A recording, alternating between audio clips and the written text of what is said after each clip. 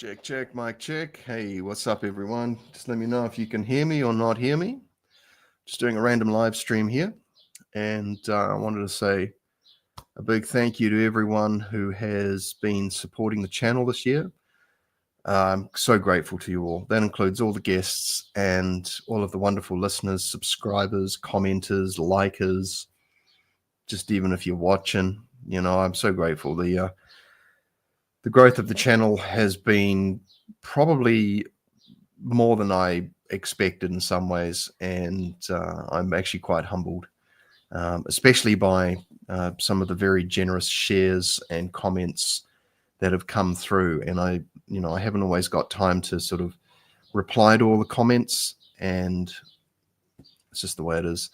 And so, yeah, and also I actually find the comments to be quite distracting sometimes too, but it's kind of part of the territory of running the channel is that interacting or choosing how you interact with the people who are watching. So I just want to say a big thank you to everyone who's decided to tune in over the last how long has it been?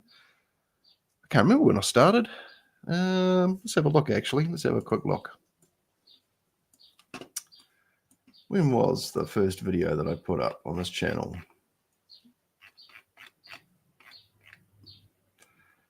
Oh, it was about a year ago. Wow. So there you go. Hey, what's up, man? Great to see you, Randy. Thanks for jumping in. But yeah, guys, seriously, if you got anything you want to say, comment, whatever, just throw it in the chat. I appreciate you guys. Thank you.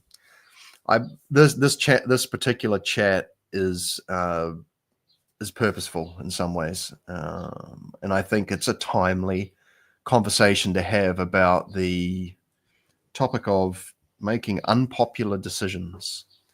And this is something I've come across in my life, where you kind of get forced to choose between, some might call it the lesser of two evils. Some may call it the less shittier biscuit. Reality is that you got to choose something. You either go this way and piss these people off, or you go this way and piss some other people off.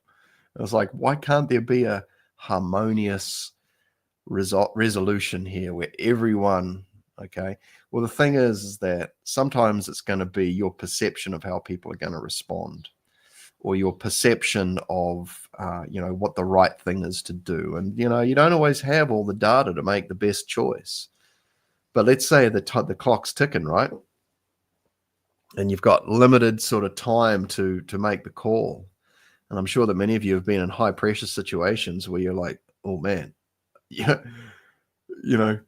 which terrible decision, which path do I pick? They both look pretty bad, but I have to pick one, or the only two apparent ones. And sometimes the third option will present itself and we'll be like, oh, thank you. And sometimes somebody might show up and have the other piece of data that you're missing, and but yeah, not always. And like one of my bosses said to me when I became a manager at the head office, he said, look,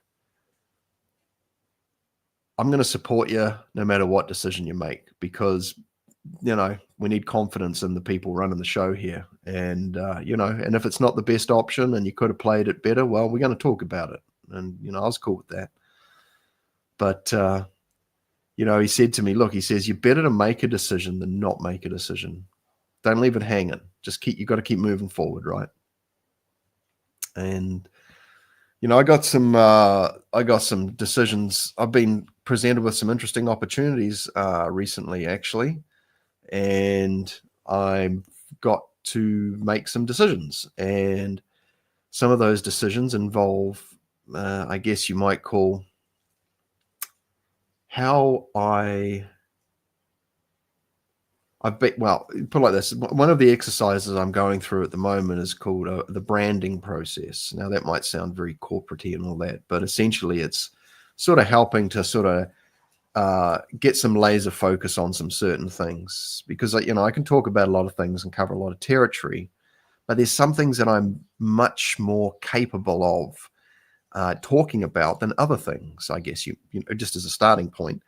And, since I've been really hammering down on concentration exercises, it's actually quite delicious, the idea of having more focus, because, when you're focused on something, there's a better chance you're going to get a higher quality outcome. If you spread yourself out too thin, there's less of you to, put yourself into something and get the better result. And, I'm sure many of you will be aware of that, where you've done too many things at once and you may have completed them, but, you would have liked to have maybe had more time to spend on it, to sculpt and shape and refine and, make the thing as best as it could be, not just for functionality, but because, you're putting it out into the world, or, whatever it is. But so how this ties into the title of the video of, making unpopular decisions, it's just a fact of life, isn't it? Whether you're in your teens or you're even at primary school, or you're like me, heading getting close to 50, and you're going, oh man, I've got to make some calls. Got to be an adult. Got to make some decisions. Oh, some of them ain't that pretty, potentially. And you'd like to think that the people that care about you the most will understand. Unfortunately, some of those people are going to have very strong feelings about certain things, and maybe the understanding will come, but it'll come with time, and maybe it won't. And there may be some inability to reconcile things. And, you kind of know in your heart and your soul that if you don't do the thing that's really pulling on you and calling you, you're going to live to regret it. You're going to be on your deathbed going, I should have done that.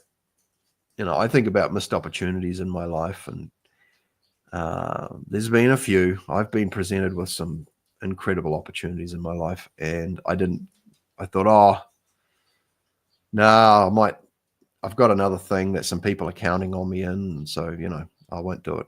Maybe that was the right thing to do then, maybe. And then there's the, the one where you're like, oh, well, I've actually got a pretty good situation. I think I'll play it safe. Or I'm not sure how people are going to feel about this, so I think I'll just play it safe. And you can end up kicking yourself a bit. And I'm going to share maybe one or two situations in my own life where,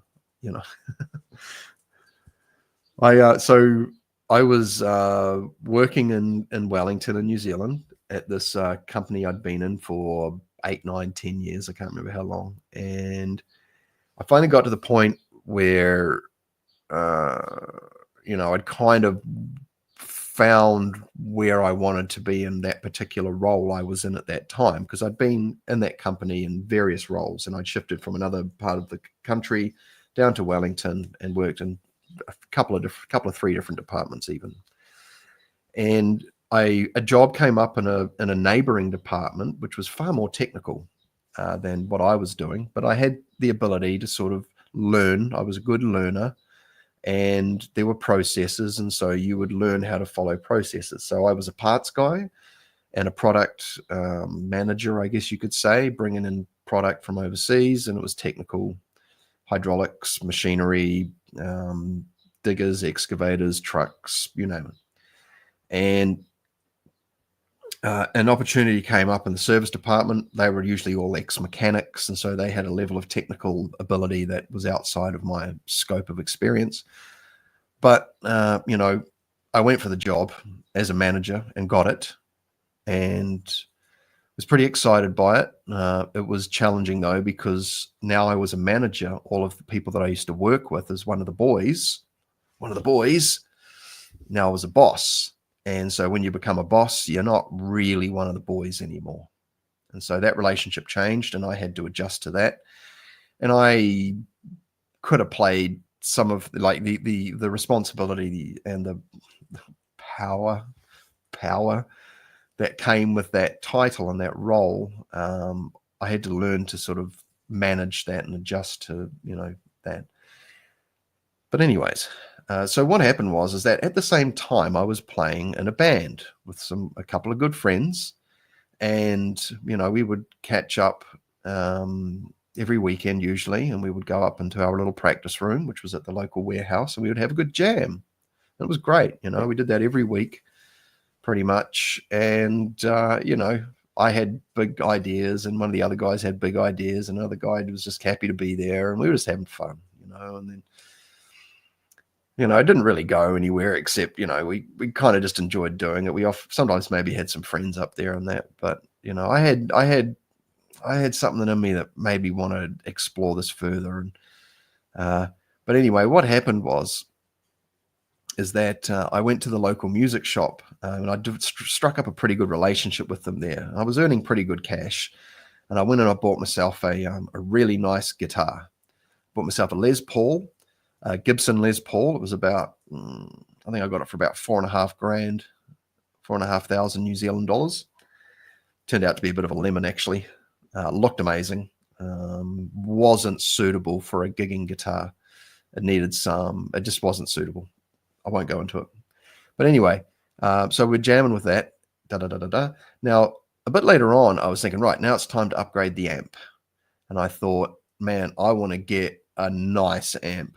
So I'd sort of been playing around with some, I guess, a locally made tube amp, which was pretty nice, on top of a Marshall cabinet. For those of you that know what I'm talking about there, it was like a 90-watt homemade tube amp that was pretty nice. A couple of pedals into the Marshall cabinet, big sound. It was all right.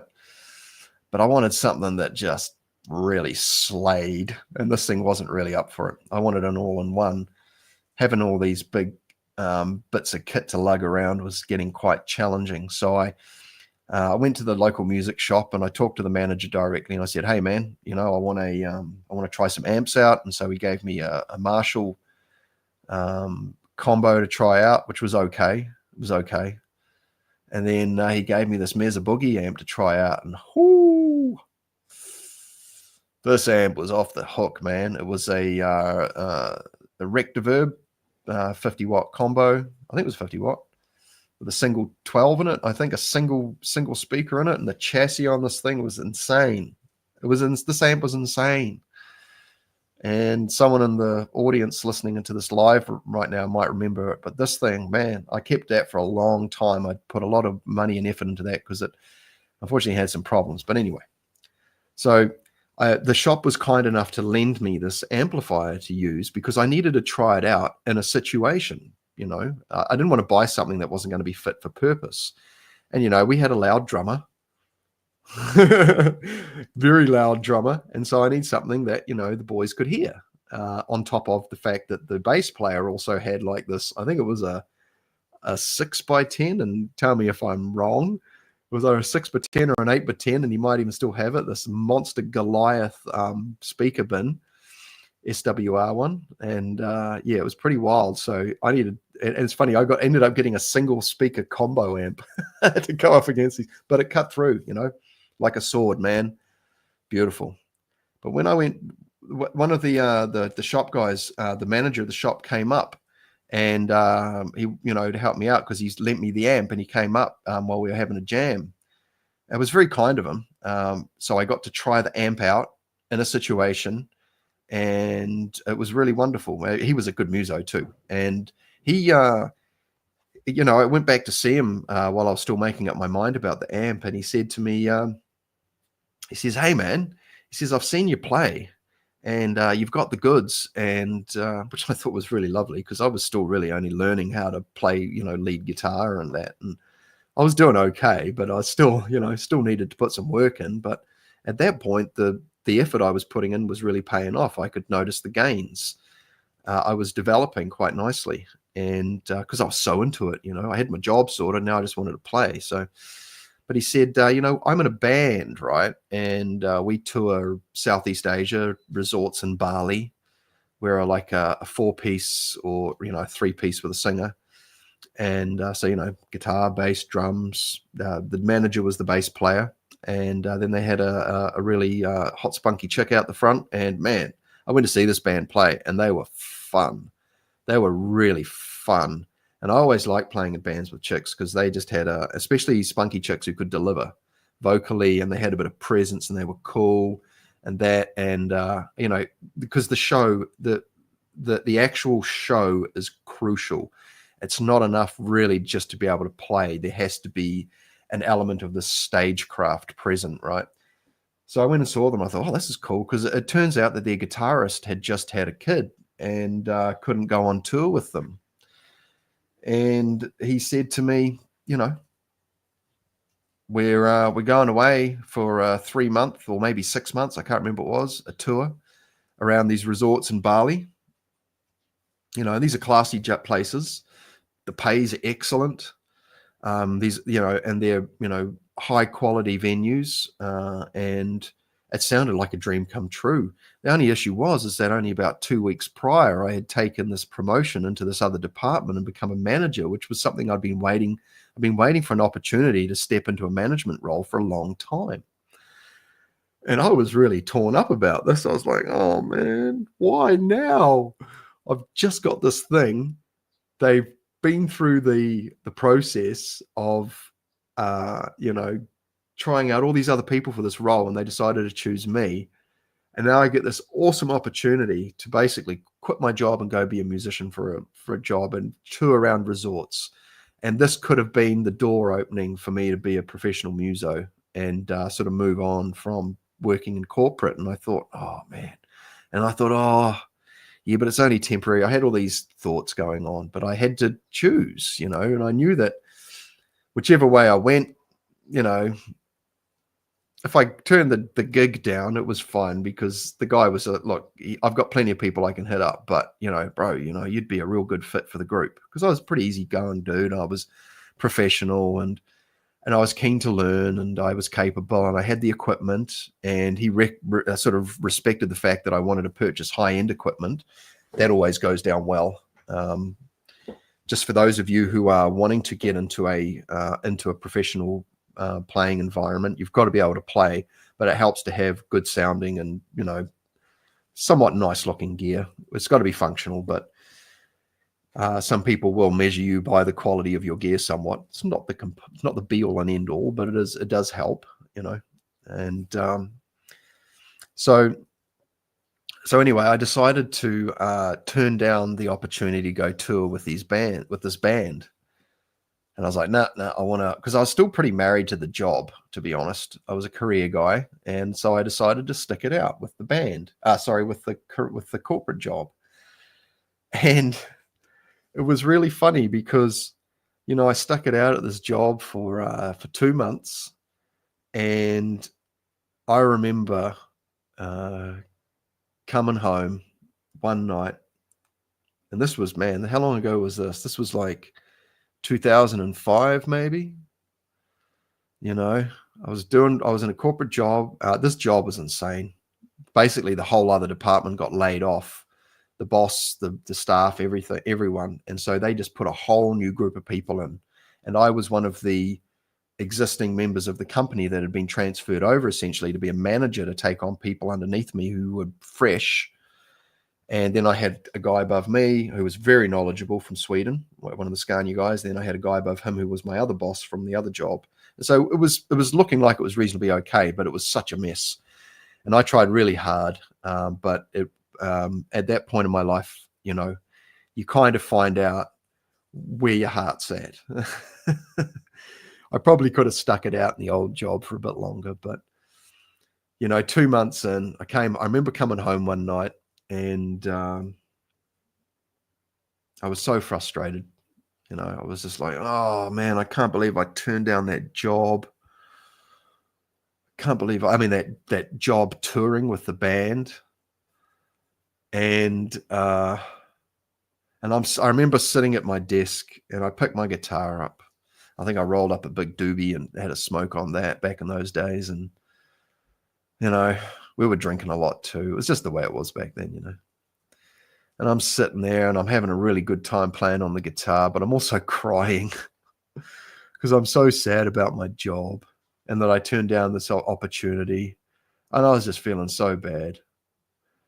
And the pressure was on, You know, I really felt it because I couldn't stick it out at this job. It was just killing me. It was like, you know, I thought I was going to be at that job for a long time. I did very well at that job, but something needed to change because I couldn't see where this job was going. It was just, I wasn't up for it. My heart wasn't in it. The skill set development pathway was taking long. I was putting out fires all day long, and there was somebody else could step into that and do a much better job. That was my view. I could have figured it out. And even when I went to see my boss about it, he was like, "Bro, you so close." Problem was that during that sort of moment of weakness, I had a flash of insight where I started sort of, I just hypothetically decided to quit my corporate job. So I'm sitting there, I'm bawling my eyes out, I'm stoned as a stone can be. And I've got my guitar, this beautiful guitar in my hand that makes the sweetest sounds.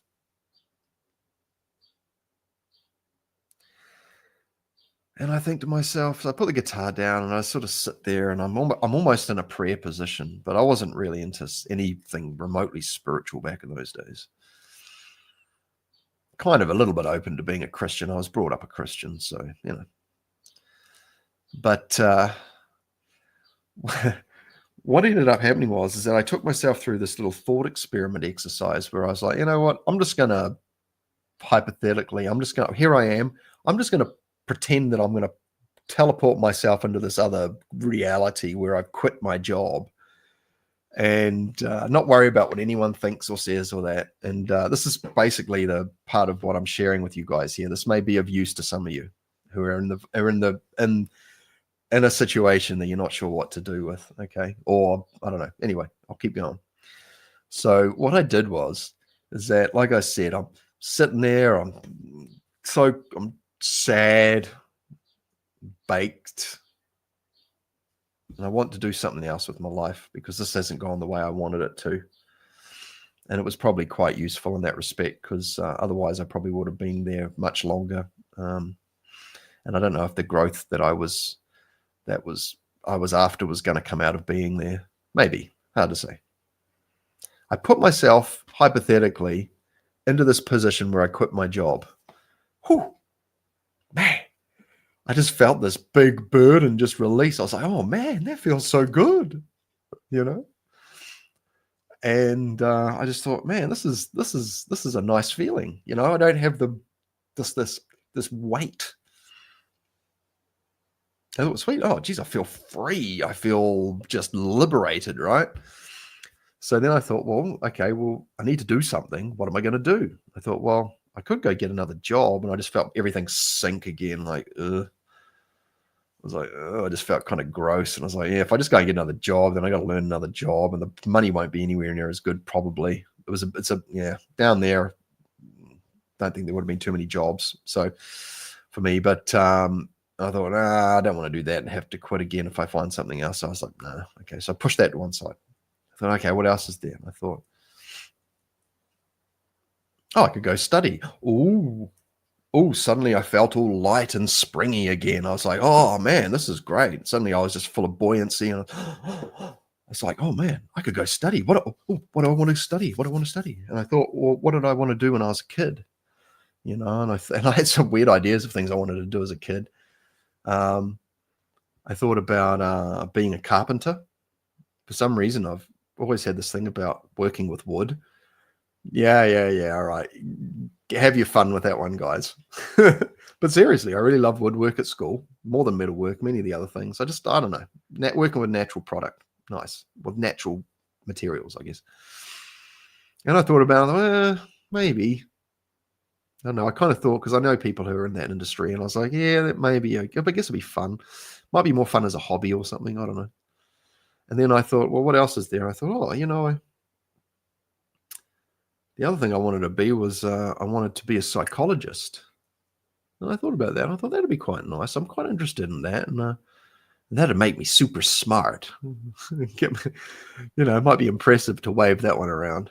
That was back in the day when I was, a cocky young bachelor with big ideas and the world was my oyster.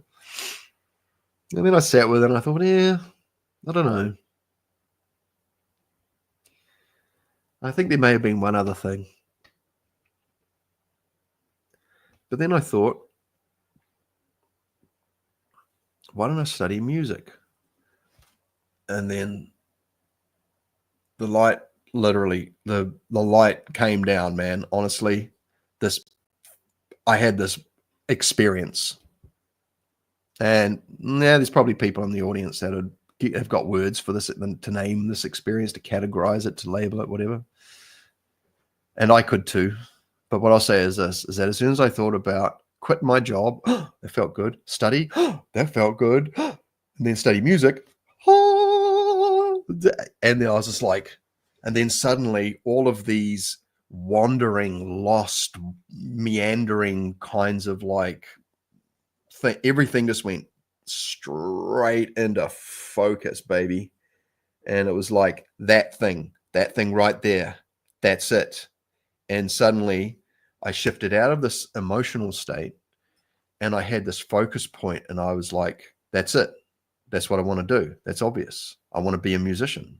Well, I want to study music. I just want to go down this educational pathway. I want to throw myself right into this, right? And so from that point, then I started, figuring out, well, where am I going to go study? And I ended up not going to university. I looked at that and I thought, I think I want to go back to Auckland. I can live at home and I can travel, and I want to go to to a polytech and just try a year of music study in a bit more of a relaxed environment, the university. Well, it turns out it was still pretty serious. But regardless of what I ended up doing, back to the topic of this video, making unpopular decisions, I was so confident, like, I knew that going into work the next day and quitting my job of 10 years. Now, given that I did have a small break, just a months of a break working for someone else, and then I shifted back down to Wellington and went to work for the same company again. That's a story, but they had just taken me on and set me up and brought me back in, very gracious of them. And then I was going to go in to probably one of my favorite bosses I've ever had. I had a couple of incredible mentors in my corporate life, and one of them was like a big brother, and the other one was like a dad, and just wonderful people, great guys, just really intelligent, very good at what they did, and they both had strengths in so many their respective areas. Some overlap, but anyway, the guy who I went to see was like the guy who was a bit of a dad figure to me. And I said, oh, hey, man, I'm done. And he's like, oh. And that was hard because this guy was like, he had been a supporter, and I'd had times in my life when I was a difficult person to deal with, to be honest, in the professional sense, because even though I had high quality output, I was like one of those tortured artists, I guess, who can create incredible stuff, but they may not have been all that easy to deal with in some ways. But I had to make a decision, and I knew it was going to be unpopular. And as soon as all my other colleagues and everyone found out, my name was mud. I was really surprised, actually. Not everyone, but a good number of them. And to the point where, this place that, I kind of used to be like the golden boy there for a while because I was really good at what I did. I sort of upset some people, and I think that may have upset some other people. To be fair, the guy who was my boss, he was somewhat understanding about it, and a couple other people that knew me well. But other people, look, whatever, But I still had to work there for a bit. I ended up quitting and then going up back to Auckland and working part-time in my old job at the branch.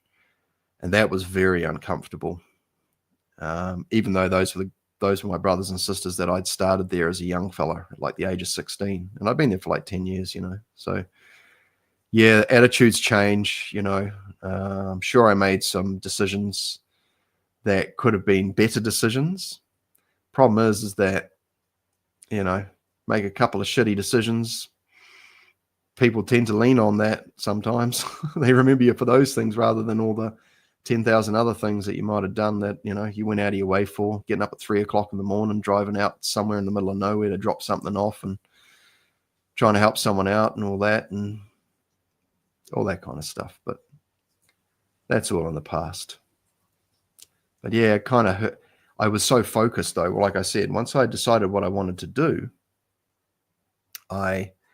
it didn't bother me so much until I went and sat in the office, because I was just like, I'm doing it. I don't care what anyone says. But once I sat in front of someone because I really cared about this guy. He was such a nice guy, and he had other staff that he looked after, and he had a lot of weight on his shoulders, and I didn't want to add any more, but I had to make the right choice for myself. And that choice was quit my job and going to be a musician, which ended up me being a guitar teacher and a music teacher more so than a performing musician. But I certainly did, but that's only because you can make pretty good money as a guitar teacher if you want stability. Being a performing musician in New Zealand, unless you get the big gigs, that's challenging, and it's quite hard on the body, mind, and soul, and the family and all that. So being a bachelor helps. But yeah, I just wanted to talk about this because I've been presented with some opportunities, and some of them may not be that well received by people that I like, care about, respect. I mean, I can only assume they might be like, nah, it's fine. So, Buddy Boulder, how are you, mate? Great to see you. Thank you so much for joining in. Yeah. So, but that experience I had where I just gave myself the freedom, the permission to sort of entertain a whole different life, and then feeling that that divine moment of like knowing, I was like, oh, I have to go through with this now. Oh, I'm going to upset some people. But I didn't think about upsetting people at the time, because I was just like, finally, I have like clarity. This thing will be done. So mote it be. Make it so. And then I got up the next day and I was still like beaming. I don't even know if I slept that night. I think I had to have a few drinks or something like that when I used to drink back in the day. But damn, I had to go into the boss's office, and like I said, I really liked this guy. I cared about him. He'd been so good to me. He was been such a good mentor, but had to do it. Had to go and break some hearts that day so that I could, go and pursue the life that was calling. And I just wanted to share that from my personal experience, because I'm sure that many of you have been through something similar, or you might be in the middle of that right now. This time of year can be pretty common for people reassessing their lives. That's why we have things like New Year's resolutions or realizations or whatever, right? You've had enough of your job. Actually, here's a good case in point. So in the early days of doing the energy healing, I had a studio that I taught guitar out of and other instruments, and I had my Reiki table set up there, and people were like, oh, what's that about? And I'd say, oh, that's where I do my Reiki sessions. Oh, okay. But anyway, I hit up 3 friends because I wanted to do this thing where I do 3 sessions, because I'd heard this thing that's like, yeah, you can do 1 session, yeah, but 3's normally a good number. And I thought, okay, sounds like a good business model. But I was also like, well, maybe there's some truth to this too, because sometimes single sessions, amazing. Sometimes a second session, wow, powerful. And sometimes, not too bad. Third session, usually after 3 sessions, this is what I was hearing. And anyway. So I hit up 3 friends who didn't know each other. And I said to them, hey, would you guys be keen to come in for 3 sessions over the, basically over the one a week at the most? I think one of them ended up, or a couple of them may have ended up having a week break. But essentially, I wanted to have 3 people over 3 weeks and then take some notes. Now, what was funny is that all 3 of these people, this was all around November and they all came roughly within a month of each other. So they were all in about a window of about a month. All three of them came for their 3 sessions within about a month. All three of these people were in a situation that they wanted to experience change. They weren't happy with it. And it was all job related. One of them was in a relationship situation as well that they weren't happy about. So it was relationship and work. That can push you to make decisions, right? And so anyway, so it was about January, because I followed up with them, and they didn't actually like have anything wrong with them. Like they didn't have a sore thing or whatever. I just said, look, I just want 3 people. You don't have to have anything wrong with you. Just come and get on the table. And, I just want to see, what happens. That was it. I'll just do the abracadabra, hocus pocus stuff, just the Reiki treatment or the energy healing treatment, whatever's going on, whatever we want to call it. And, it was interesting because I caught up with them all at sort of the end of January, around the end of January. All 3 of them had quit their jobs and found new jobs. And now, coincidence? Well, maybe. But it was almost like there was a kind of a because I said, well, what do you think was putting you off making the decision? And mixture of answers, but some people are just waiting for a better situation to occur before they'll jump the fence. The grass isn't always greener, as the saying goes. And a lot of Kiwis are here in New Zealand. A lot of people in New Zealand are like, I'd rather play it safe. I'll stick to what I know. Better the devil, right? Maybe. Problem is, not much growth happens sometimes if you do that. So, they all decided to quit their jobs, and they found new ones, and they found ones that they really liked. Now, not all of them stuck it out super long term, but initially they found really enjoyable vocations, or not vocations, occupations, probably a better word. And, but they were like, it was pretty rugged. I had to go and quit and tell the missus and tell the hubby and da-da-da-da-da. When there's more than one person involved, like there's a family involved, a significant other. Yeah, it was just interesting. But there's been other moments too where I've had to make unpopular decisions.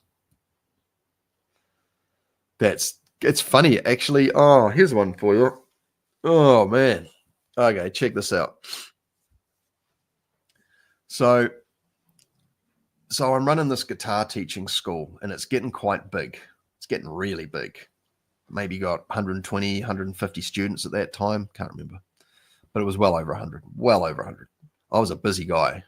I was teaching in probably 5 schools a week, and I was doing band coaching possibly as well. And I was doing band coaching then, yes. So I was, going out to schools and teaching them on site. And then I had a studio where I'd take them as well after school and weekends sometimes too. And I had my mate who kind of got me into it was a well-known local guitar teacher. Now I joined this franchise, and he wasn't too keen on that because it was a well-organized sort of situation, and I guess some people thought that I had sold out a bit and whatever, but I wasn't making a lot of traction as a private guitar teacher. And what I was offered at one of the schools was like no better. It was just the same money, and then you had to travel as well. Sure, you may have got more students, but in the long run, I could see that it wasn't going to be a sustainable option. But a lot of guitar teachers will do that because they're just happy for the work, especially if it's daytime work. Because a lot of us back in the day would have to teach after school, and it's making a full-time living off teaching after school. That can be quite challenging. And it's very different to a 9-to-5 job, teaching one-to-one kids. Even the veterans that I knew would say 25 hours a week. Any more than that, and you'll probably slip off the cracker. And when I ended up working with a lot of teachers, and a lot of them got burnt out, and I got burnt out. That's why I quit my guitar teaching job and shifted into, just ended up exploring the world again. But what ended up happening was that I got invited because this one particular school where a friend of mine was at, who was the actual guitar teacher there, he wasn't doing band coaching or something. The school wanted him to do something, but he didn't want to do it. And there was a weird friction in the school between him and the music teacher or something. I don't know.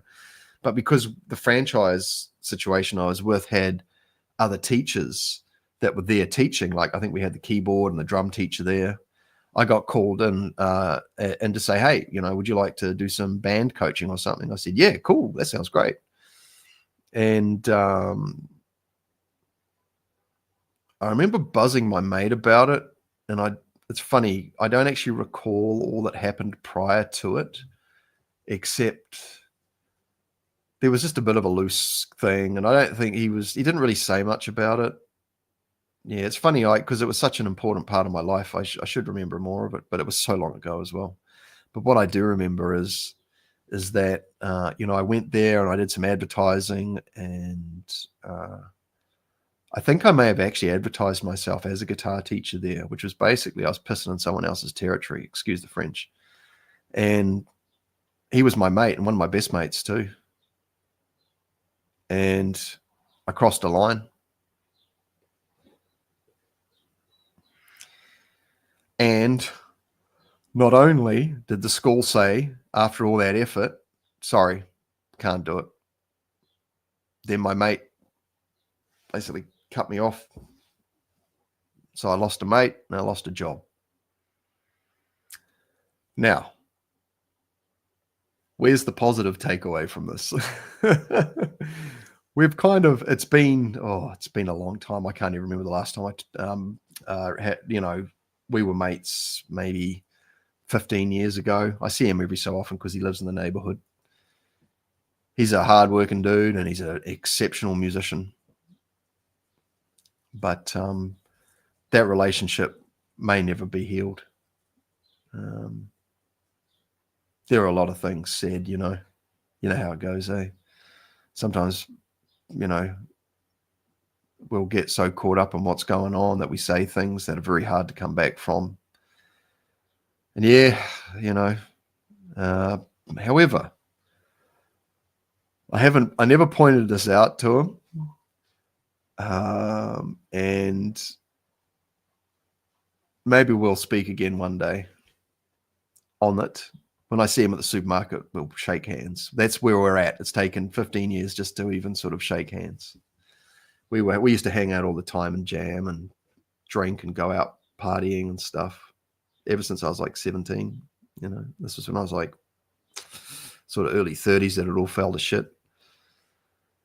But the takeaway is that the school, the contentious kind of element in the school that, wanted to bring someone else in for the stuff that he didn't want to do, that got resolved.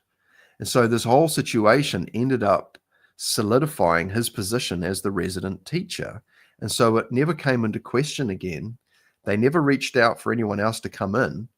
And I do believe that he adapted himself slightly towards the requests of the school. And if it wasn't him, he brought someone else in. So it was a shitty situation. And I tried to patch it up and I did some things, but yeah, I got to release that, let that go, because it still kind of bugs me a bit, but it was an unpopular decision and it caused a lot of stress and a lot of friction. And yeah, and that was the end of that. What about you guys? Like I said, this is a time of year when people are reflecting on the year that's been, their job. Do I enjoy my job? Do I enjoy my relationship? Do I enjoy my family? Do I this? Do I that? Do I want a new car? Do I want this? Will this make me feel better? In a lot of cases, I think we kind of know what it is that we really want. And what I figured out is, and after talking to some of the older crew as well, the older fellas and ladies in my life, it's like, they're like, man, you just got to go do the thing. Even if you've got to go and try it out. you got to go and see, because if you don't, it'll be one of those things that you wish you had done. And it's funny because I don't really regret not doing the tours with the bands in Bali and Indonesia and places like that. It's funny, all that desire to be a rock and roll star is well out of my system. But yeah, it's funny, like you're following your interests, you're pursuing the things that mean something significant to you. And sometimes you're going to have to run the gauntlet or jump through the hoop of fire at the cost of friendships and relationships and these types of things. And it's not pretty, man.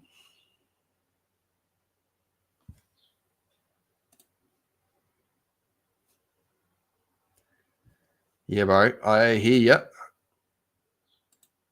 That's why, going to see a teacher is great. Look, hey, kids going out to find their guitar teacher, I mean, they could go through 2 or 3 teachers. They'll often stick with the one. But what I found is that kids who want to play rock and roll, who want to have fun, they don't want a stiff. They want someone who thinks a bit cool. I mean, you've got to be able to play, and most teachers can play. But, when it comes to just say meditation teachers and things like that, well, first of all, like there's some dodgy ones out there, but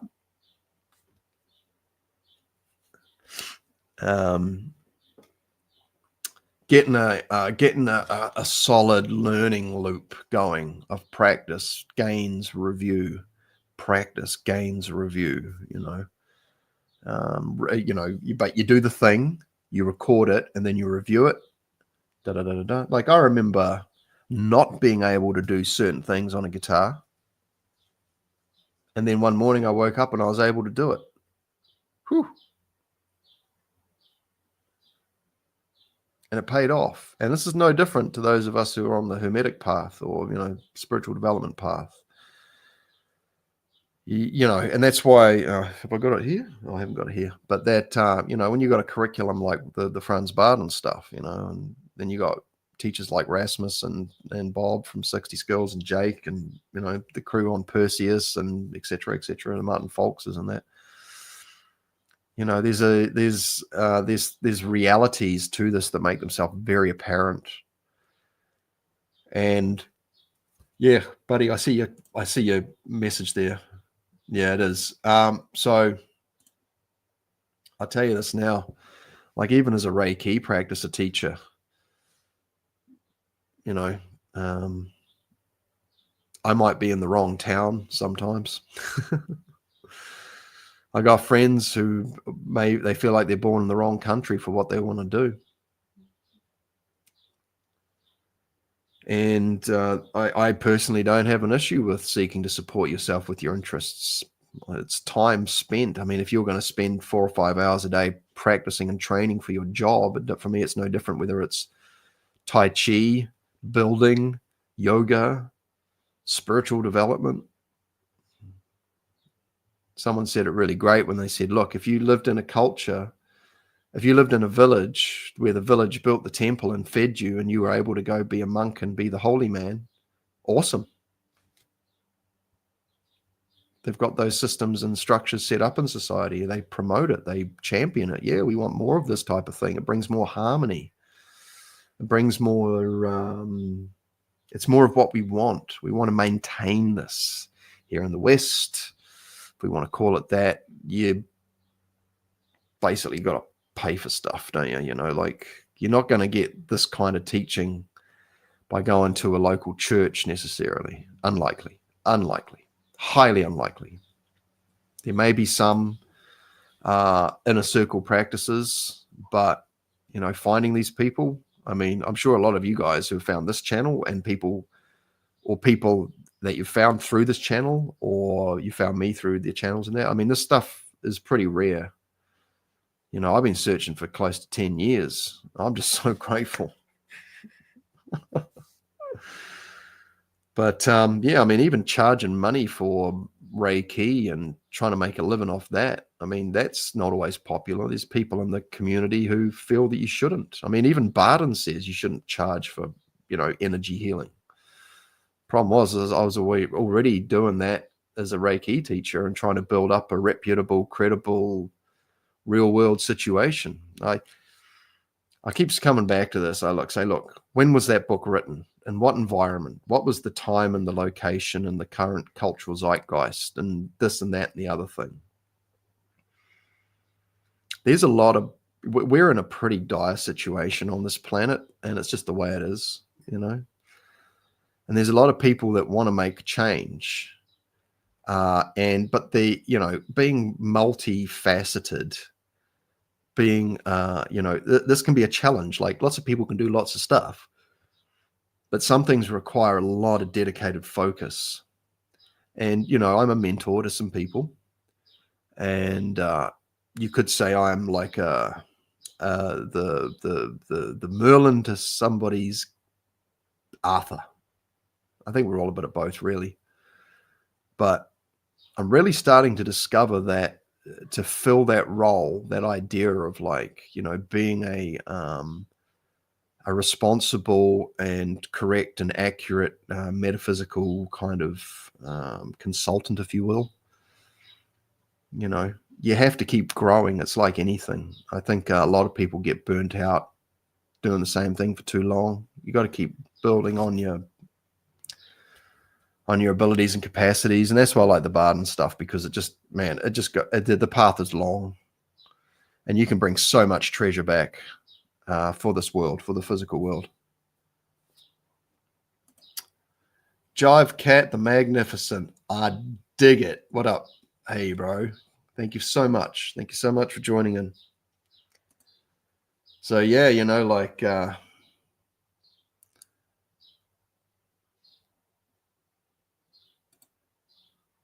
hi Phil, looking forward to your Christmas show with Michael. That will be a good time. Yeah, I've actually got Manuela in there too. I just want to add, and I'm looking forward to hearing their take on stuff. Michael is such an encyclopedia of knowledge, and so I am so looking forward to this.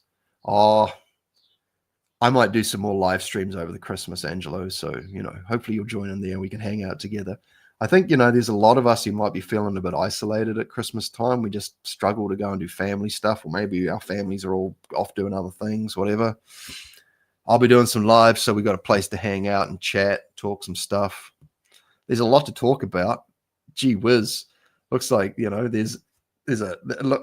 It looks like there's a thing that looks like there might be another thing happening soon. Hey, and then there's these drones. I've been listening to the people talk about the drones in New Jersey. I haven't really been paying any attention to it, but damn, pretty impressive footage. They might be getting ready to go. Hey, there's actually something going on. Everyone knows it, but we've got to wait for the permission slip from one particular group, perhaps. Oh, hey, nice one. Yeah, Erasmus is where it's at, man. Like, there is so much. Like, seriously, if you're watching this right now and you're into Baden or Qigong or Tai Chi or Kabbalah or whatever, you want to go and check out Sifu Mark Rasmus, his YouTube channel. There is so much stuff. You don't even have to pay for his premium content or buy his books or anything like that, or his courses. His YouTube content will, if you've got the Barden work, the initiation into Hermetics, and you got Mark Rasmus's YouTube channel, that's all I did.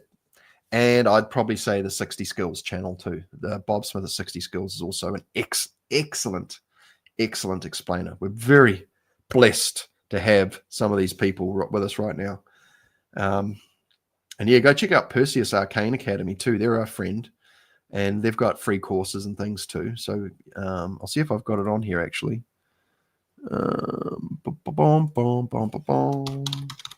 Perseus Arcane. Oh. Academy.com. Sifu Mark Rasmus. Who else is there? 60skills.com. And, of course, Mystery College. There you go. There's a bunch of things there you can go and look up.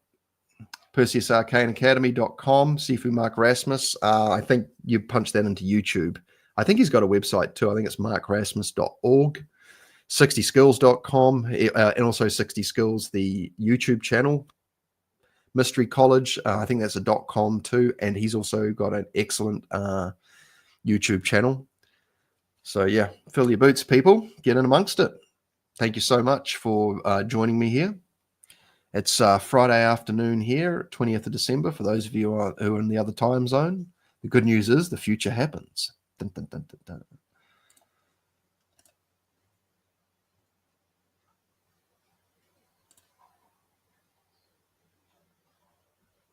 Yeah, we got to make our own holidays. It's the solstice. It's like literally the solstice, you know. So if you're not part of a traditional, you don't have a group of people to hang out with, there's usually someone hanging out and celebrating. I don't drink, and I don't like going to bars and things. Ugh. Don't have the cash for it personally, and just have no interest in that kind of environment. But you know, you got to create your own situation sometimes, and I think that's why, you know, the online world is so great, because you can find fellowship in an instantaneous sense. And you know, if you're a practicer, you kind of have a deep sense of kinship and the realizing of the presence of those other practices. Like, you know, I feel you guys while we're here. You know, that sounds a bit weird, doesn't it? It's true, you know. Reminds me of that. Anyway. Yeah, no worries, Angelo. That's it. You know, like, it's really important to find the others, as it was said.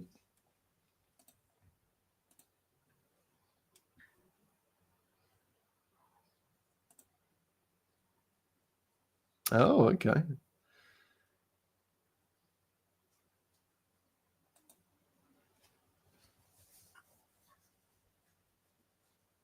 Yeah, I'm not sure about these drones. I've got to spend some more time checking it out. It's quite interesting, only because it's an interest. For those of you that are looking for a good channel to check out on this topic, there's a great researcher by the name of Richard Dolan. Actually, let's throw his up. He is one of the best and just most honest researchers on his YouTube channel is great on the topic of UFOs and the security state. You know, like he's not gonna pull any punches when it comes to what's been going on the last bunch of years and what looks like is about to get dropped as well. So here's another unpopular thing, right? It's looking like they're setting up. Yep, I said it. Looks like they're setting up another round of this lockdown type scenario.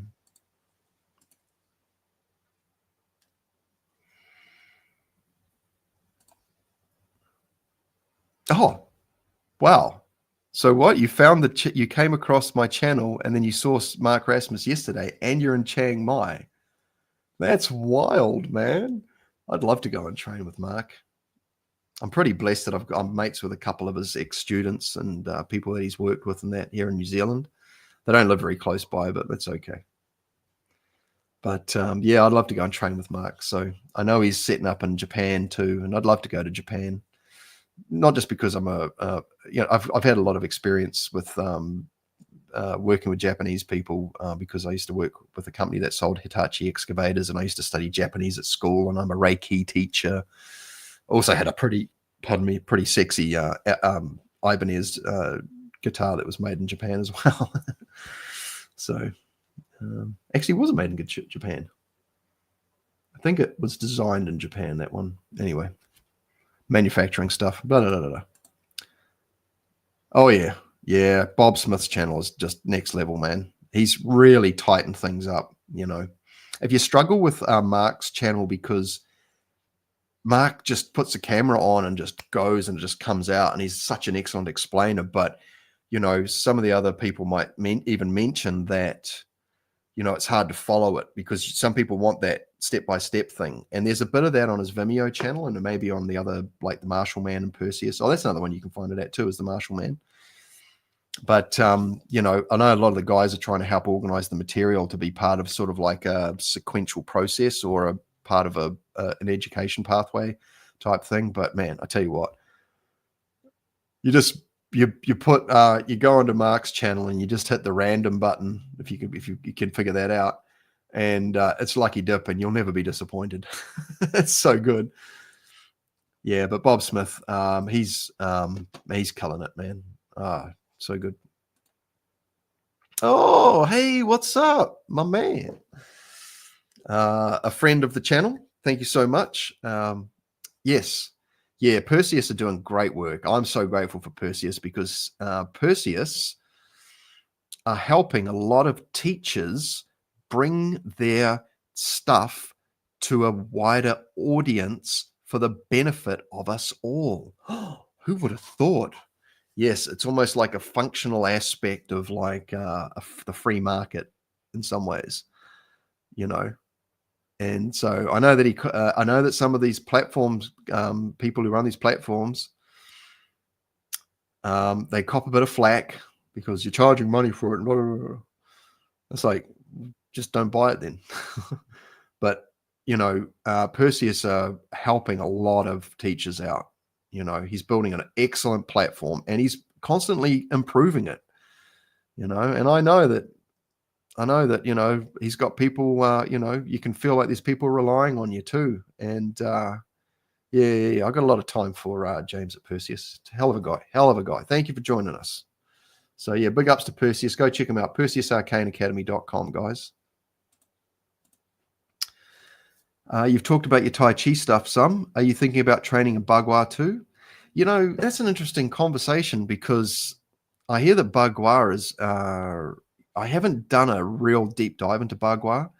I've got to say, the four that catch my attention are, and this is not necessarily because I want to become an expert at the forms. Like if I was going to really go hard with Tai Chi, I'd probably go Yang style. There's just a natural pull towards Yang style. And the other one was Xingyi, absolutely Xingyi.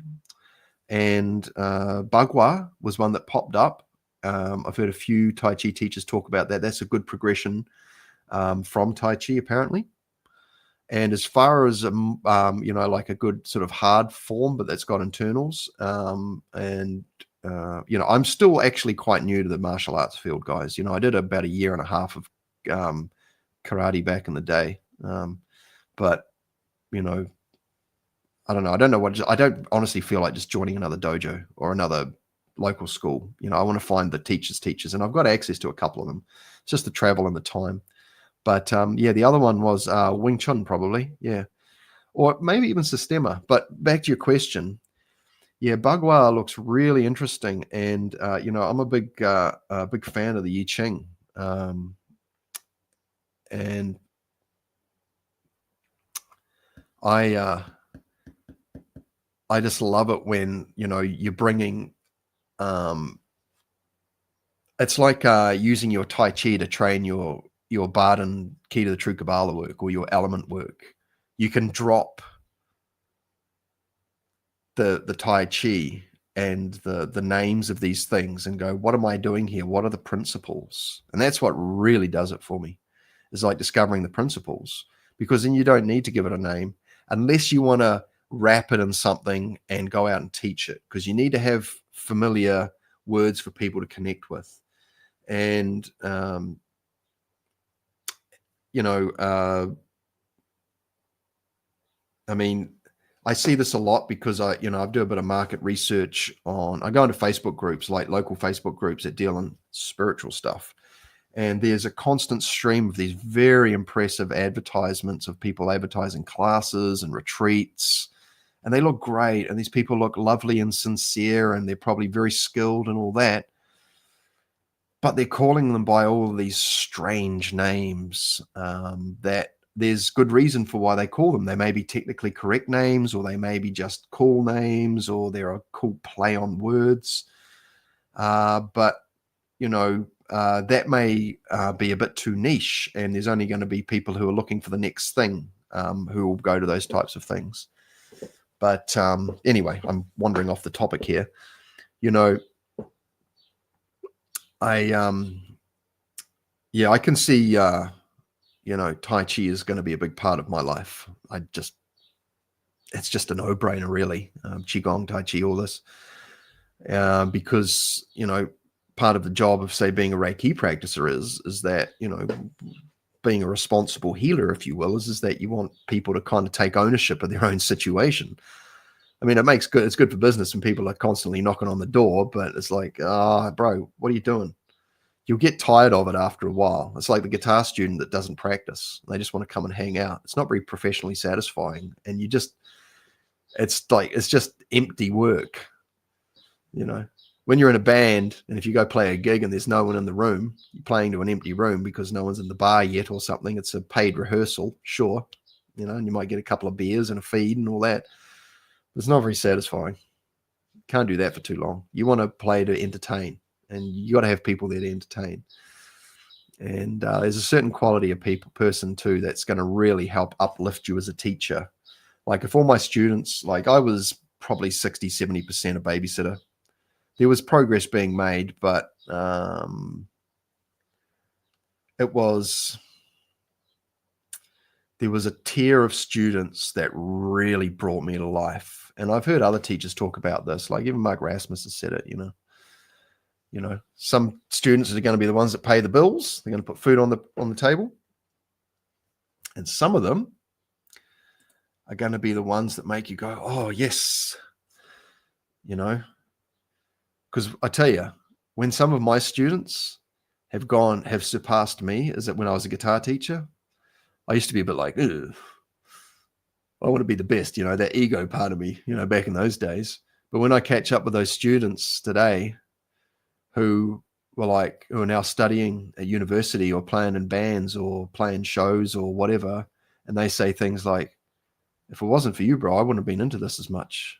It was your enthusiasm and your character. And I say this quite openly. I was not the greatest guitar teacher. I was not the greatest technical musician. I could play pretty good and I could teach pretty good, but I was a lot of fun. And I kept the lessons engaging. I used to be a moody prick as well. I'll be straight up about it. The job was high pressure, traveling between 3 schools a day and then going to a studio and then dealing with, 100 plus kids, the kids were generally pretty fine, to be honest. The parents most of the time were good. A lot of the kids I taught came from broken families. So, oh yeah, by the way, philrice.substack.com. Haven't done any updates there for a while, but if you want to support the channel, there's a coffee a month subscription there that you can join up with, support the channel. It all just pretty much goes back into the channel. So where is it? See that logo, that StreamYard logo there? If I can get enough people getting that coffee a month Substack subscription, I can get rid of that and also get way more new toys for production, okay? I kind of put that back on you guys. So I can just sit here and press the go button, but, if you guys can drop a coffee a month, and but if you can't, that's fine too, right? I'm here right now, guys. You got your questions, you throw them in the chat, please. I appreciate you guys.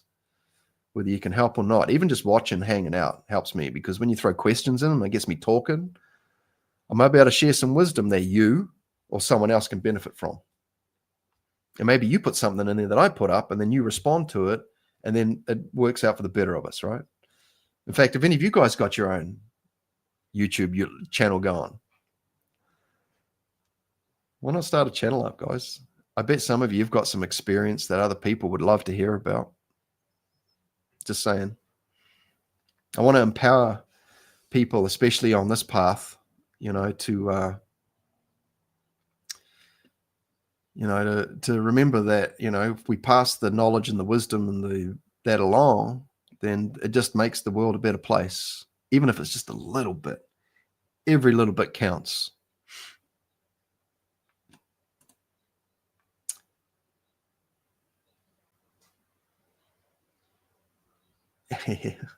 You know it.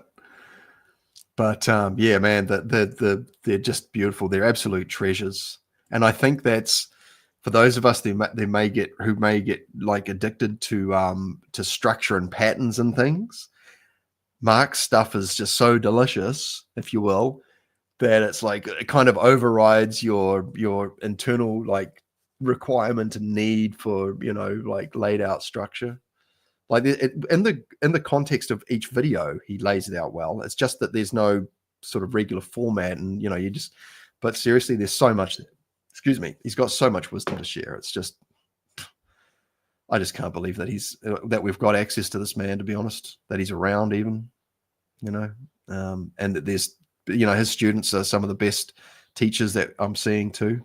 And don't get me wrong, there's plenty of other teachers outside of Mark Rasmus that are also excellent as well. You know, we've obviously lost Ron Clark this year, who was a R.I.P. to brother Ron.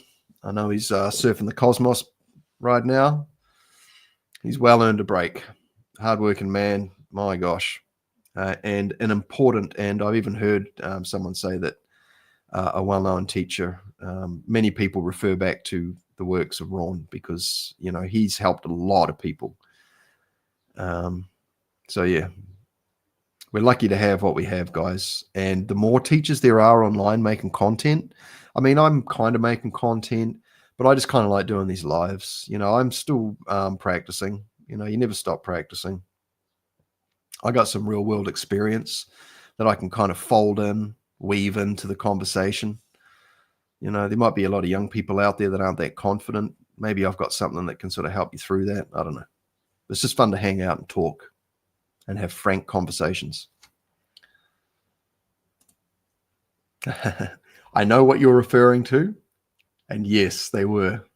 They were fun times, brother. They were fun times. They were some of the best times, actually.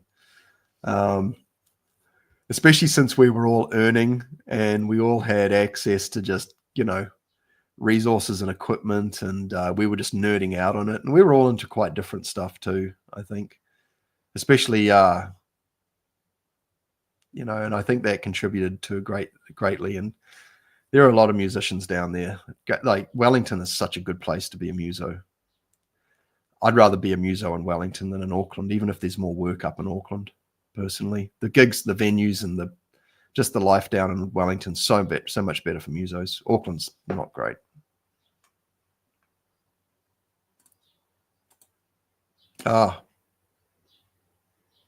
And to you, thank you for joining us, Jive Cat. Have yourself an excellent outing. Thank you so much.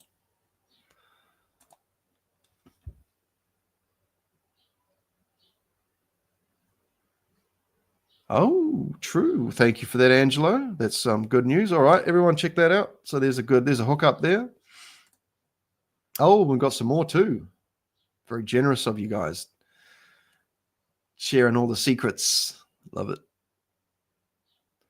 Yeah, I've got the Alfred Huang Yi Ching book, and I've got another guy's one, someone Brown. But I actually met one of Alfred Wang's, because he did write a Tai Chi book too. I think he's written a few books.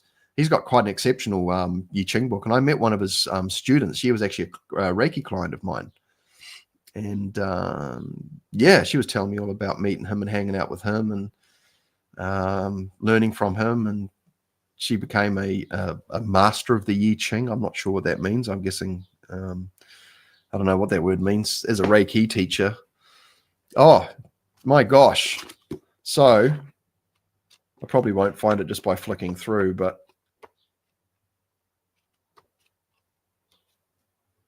actually I'll make a separate video on that. Oh, there we go. Benabel. Cool. Great. Thank you for that. I appreciate it. But yeah, you know, like back to the sort of the topic of the live, making unpopular decisions. I got a couple I need to make. Oh, here I am again. This feels familiar, and it does involve this channel a little bit too, actually. But the reality is that, you know, when you look at it all, you look at the two situations and you go, yeah, okay, okay. They're not mutually exclusive. There is overlap, this type of thing.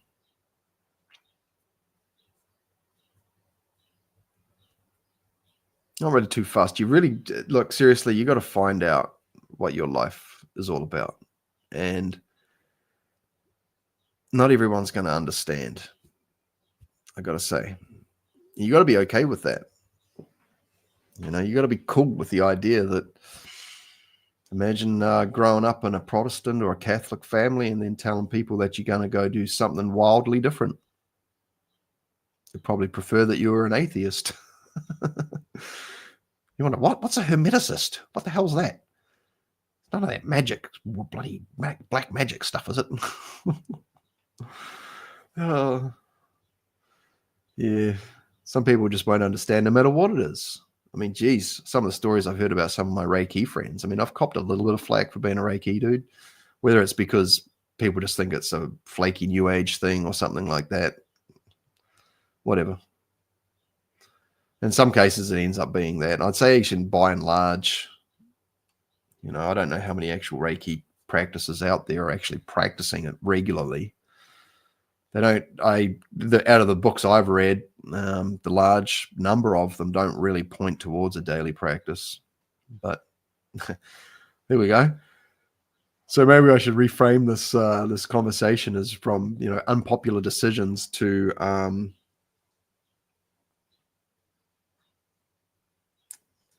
I don't know. That's not right. It's more. There's a lot of things I could be very blunt about. But I actually don't want to be antagonistic. I want to kind of help lead people to understanding through a very sort of like even conversation. And I mean, even those conversations that I've had with, Mark Stavish and Bob Smith on this channel, we've touched on some sore points in the community. But personally, I felt like, there were some things that needed to be said. And I've no doubt I've lost some subscribers, whatever. My subscribers go like this. They go, and whether it's YouTube just saying naughty boy for using a word we don't want you to, or a theme that we don't want you to say, I don't know. I don't put too much stock in it. The subscriber counts are what they call a vanity metric. Doesn't really mean a lot. But it's nice to see that number go up, because theoretically the views and all the rest of it should go up. I'm not sure how that serves me really. But I don't really have anything I'm selling. I mean, I've got a join button down here on YouTube, and I've got a Substack as well. Oh yeah, I've started up I've got a new tier. So I've got, okay, check this out. So here's me. I'm going to give myself what would you say? I'm going to promote myself here. I've got 3 tiers. Let's say you were like, man, I love Phil's channel. I want to support him, but I don't want to pay $6 a month or whatever it is that he's charging on his YouTube channel. I don't want a Substack subscription. Well, here's the great news. There is now a $1 option down below on YouTube here. You click the join button, you pay $1, they get 30%. Oh, whatever. Well, what happens is that I'm actually archiving some of my live streams now. So I'm making I'm making this, and then in a few weeks' time, I'm going to, I'll go through every second one and I'll drop it behind the paywall for $1. That, or like, seriously, $1, guys, that'll help. If I get 50 people paying $100 or 50 people paying $1 a month, that'll pay for the live streaming software. It means I can up the production, and it gives me a bit more time to sort of organize things too. So, your contributions are greatly appreciated, and they go towards the channel in so many ways. So that's down there now. The Substack one's definitely the better one. If you like that, I've seriously got to put some time into it. But the other thing, the reason why the Substack's great is that we get to stay in direct touch via email. If I get kicked off YouTube for whatever reason, I've got to start again. I've got an email list. We stay in touch. Hopefully, because some of them emails don't sometimes those Gmails don't like getting through for some reason or whatever it is, but still a better way to stay in touch. But yeah, what about you guys? Have you guys got any difficult choices to make?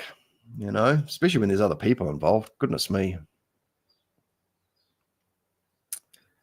I really wonder what it's like, being I don't have any kids. I don't have a partner, pretty much a monk. Pretty much, not completely, but pretty much. And so, I've only really got myself to think about and those, my students or people and my clients and things like that.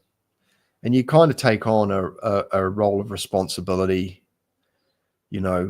when you're doing, things like healing work and providing, because some people are there with you until they don't need you anymore. That's ideal.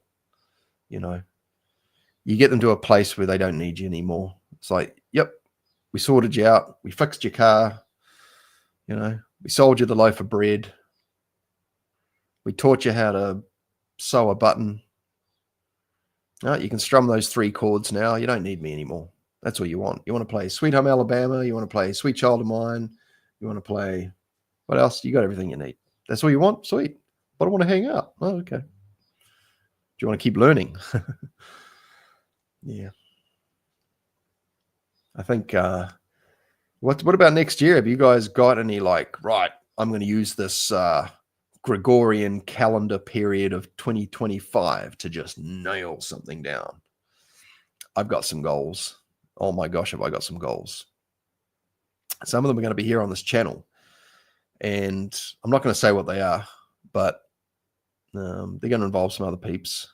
And there's one in particular, someone who I've done an interview with who's got an interesting recreational pastime, which I think would be really fun to have as an experiment on this channel. And yeah, I'm looking forward to exploring that. And even if for some reason it doesn't work out with this particular chap, I'll probably have a look at see if I can do it myself anyway. It's not so much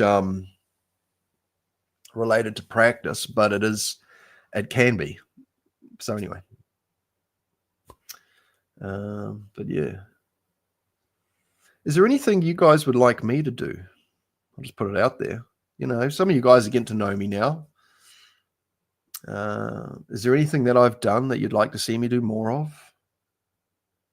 I gotta say, I'm a bit worn out with interviews, but that might just be because it's this time of the year. I've been doing them all pretty much heavy. I didn't want us to do interviews to start with, but just kind of fell into it. It's a good way to build community, and that responsibility is like when I first started playing guitar, or quit my job to play guitar. I just wanted to get wasted and get laid. And then when I started teaching, I discovered a level of responsibility, and I saw how the kids were so impressionable. It made me want to lift my game, So, I appreciate your feedback, guys. If you've got anything you want to share and say, hey, Phil, look, you started doing this thing, or you talked about this thing and you haven't come through, or you have, or I want more, or what about this? What about that? I'm open to it. Just throw it in the chat and I'll have a chew on it. Do you want something explained? I got to say, one thing I really like the idea of is getting some, creating some resources for the community. I think, rather than sell them, I'd rather that, I have a tip jar or something, or a subscription to support the channel, and then that can sort of fund the creation of these projects. Because I've got access to I've got some skill sets that I can leverage, and I've got access to some people who can make some pretty impressive looking stuff. And I've got some ideas, but it's just executing them well and getting the resources to do them. So, I mean, right now, if anything, I'd just love to get the update to the streaming software so we can see the StreamYard thing. This goes away, and then I get all sorts of other goodies I can play with. Oh, yes. And collaborative opportunities, too, within the software are quite interesting. It wouldn't be this software, actually. It'd be the other one. Oh, yes. If any of you are interested in having a play with,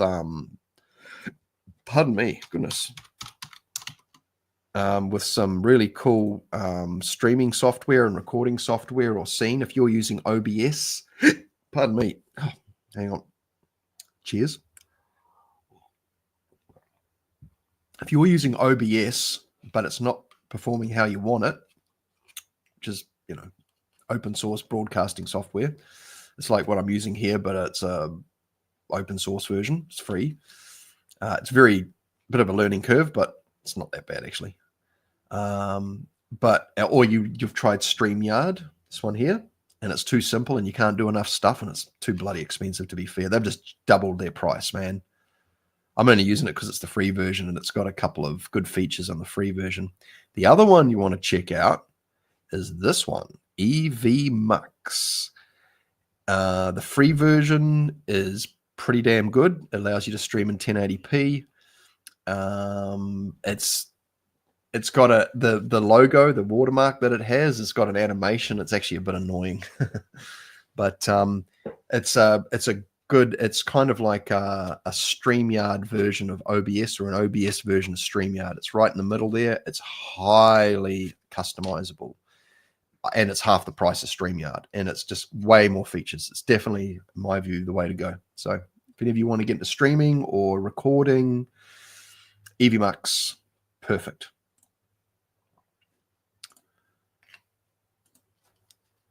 So yeah, but yeah, like I said, I got some decisions I need to make. I don't have to make them right now. I got some people waiting on me, and part of it is it's funny actually, because this relates directly back to Barden work in the form of introspection. What is your true will? Once you've shedded all of the programs and influences that you've taken on throughout your life from other people and situations and all the rest of it, and you start to discover your own path and that, what are you going to do? Have you got the courage to push through? Oh yeah, I'm free. Oh, this thing that I want to do, oh, it's going to take me out of my comfort zone. I've had a lot of that over the years with doing energy healing. Like, I come from a background of trucks and diggers and music teaching. They're very grounded types of things. Music teaching and music and being a performer and a rock and roller, that's kind of getting up there. That's a bit more astral, I guess. But yeah, when it comes to energy healing and Reiki and meditation's a bit more accepted nowadays because there's benefits and there's studies. There's also, there's also studies for Reiki. But I mean, yeah, it's still a hard sell, and to be fair, if you want to be a full-time Reiki practicer, you're going to, and support yourself and pay your rent and that, you're going to have to charge a reasonable amount. And not everyone can afford that. It's not there's plenty of Reiki, like there's plenty of $50, $20 freebie Reiki teachers and practices out there, Now, whether they are practices, that's a whole nother story. The thing is, though, is some people can provide healings without doing any practice. They can just do it naturally. So, I mean, seriously, what you got to do is just relax, not think about doubt and can I do this? Is something happening? You just get them on the table or on the floor or on the chair and just put your hands on them or somewhere and just breathe with them. Or read Barden. Read the appendix at the end of step 3 of Barden. Oh yeah, you'll need to learn how to do pore breathing, but healing's not like, yeah, it's an interesting one. But yeah, remaining popular, I wouldn't worry about that. I've no doubt had some people on this channel. I've no doubt said some things on this channel. I've no doubt covered some topics on this channel that have lost me favor with certain people. But I got to be who I am. And, I don't want to wander off the topical material too much, but I kind of feel that outside of this being a sort of something to assist you with practice and motivation of practice and explanation of practice, education, insight and all that, there's also a part of me that feels the sort of the need, or there's a responsibility with having, lots of people pay attention to me. One of those things is that I'm sure many of you are aware, and this opinion is not necessarily shared amongst some of my colleagues and people that I've worked with on the channel and been on their channel and that, but there are some rather concerning things taking place in the world right now. And the premise for which these things are seated upon is quite flimsy.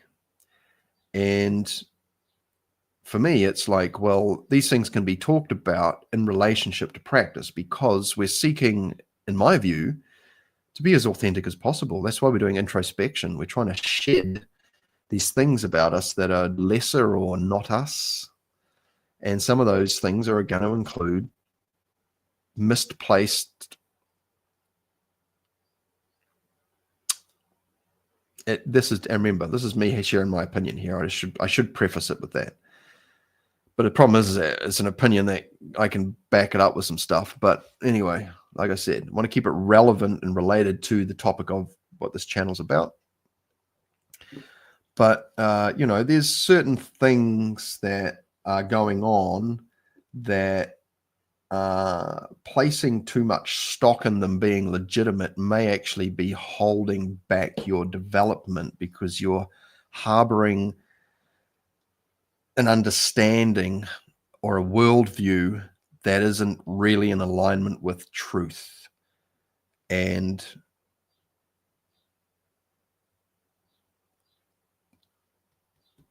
if we look at what the development process entails, it requires us to be ruthless in our pursuit for truth. And just within ourselves, where are we lying to ourselves? Where are we doing this but saying that? Especially what's been happening over the last bunch of years. My gosh. I got a lot of friends and they're in a bad way. They got the you-know-what, and they're in a bad way, and they're not getting any help, and they're not even feeling like they can ask for help, and that breaks my heart because this is still going on, and now it sounds like they're going to be cranking another round of it, and I'm interested to see how the planet reacts, the population really reacts, They're going to try and take us for another round, and it'll be plausible. There's always got to be plausibility in it, but I don't want to get too caught up in that stuff. I want to keep things on the up. And, I think reminding ourselves that life is good. It's a hard blessing. No doubt. This is not an easy place to learn, to develop. So I'm told. I have flashes of other times and places. And when you look back through them history books, the world's been a rugged place for a long time. But now there's global infrastructure and technology and expedience of deployment and these types of things. And so we have to kind of, the lay of the lay of the land is a little different. And so, we're in a good place right now. We're developing, we're developing aspects of ourselves that give us a bit of an edge in the game, increasing our perceptual capacities. And this is a very valuable, venture. And I was talking to a friend of mine who's a Christian lady, more of an esoteric Christian, I would say. And, we're talking, she knows the channel. She found me through the channel. We've kind of reconnected through the channel. Really lovely person. One of the loveliest people I've ever met. Sincere, well-educated, relentless pursuer of knowledge, wants to know the truth. And when we connected after after we hadn't spoken for quite a few years, we were talking about, the missed opportunity in some religious traditions where they will just turn their nose up at certain types of practices And those of us who, I guess you may say, embrace a more universal view of the world, and yet maybe we're still Christians or Muslim or Hindu or Buddhist or that, That's one thing I love about this Barden community. Like, you've got people from all different backgrounds, and they all see the value in principle-based development, right? This is honestly one of the coolest communities I've found, so good. Certainly some salty operators in there, and I think we need to have that. But yeah, I was talking to my friend, and we're saying, imagine if more of the population had a bit more self-awareness from just sitting there and watching their thoughts.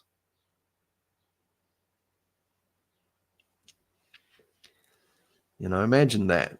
Imagine if more people were aware of how their decisions affected themselves, the people around them, the community, the world, etc. I know I've got a lot of mates who've got good hearts, very potent operators, but they got no self-awareness, and they're just banging themselves against the wall all the time, and I feel for them. But all I can do is be an ambassador for what I perceive to be good living practices. And I need to sort of be representative of that. Like, I need to sort of wear that fruit on my sleeve, if you will. And if I'm a cranky, moody, scallywag doing all sorts of shonky things, I mean, I'm not really living it, am I? I've got to kind of live up to what it is that I'm saying. You've got to walk the talk. Otherwise, you're saying this and doing that. And don't get me wrong, I got plenty of stuff to work on. It'll never end, and that's okay. Well, it may end. I'm not sure if it'll be this lifetime. I only just got started about 10 years ago. And not even with the Barden stuff, to be fair. Like, that's only been a few years. Maybe a bit longer. But there's been other things. I hear you get brownie point for doing Earth, though. Yes, I've heard that too. Apparently this place here, you get the growth rate here is supreme, apparently. Like, it's hard yakka, but you get good gains for the amount of time you're here if you know how to play it. So yeah, Zane. Yeah, I've heard that too. Pardon me, for more than one person. And it rings true. There's an element of truth to that sort of sits underneath it.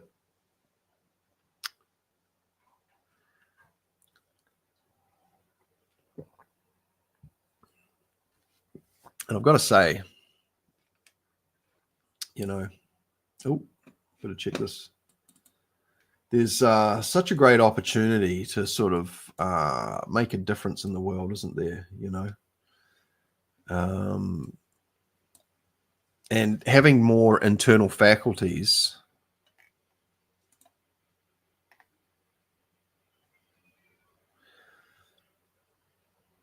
to operate from. So if you know how to navigate the landscape better, you've got better instruments and sensors, and if we talk about it in the form of a machine, of a car, of a or if like some cool sci-fi movie, where they're talking about the ship and it's got all these things. I mean, that's really just an extension in a lot of cases of of ourselves in a mechanical sense.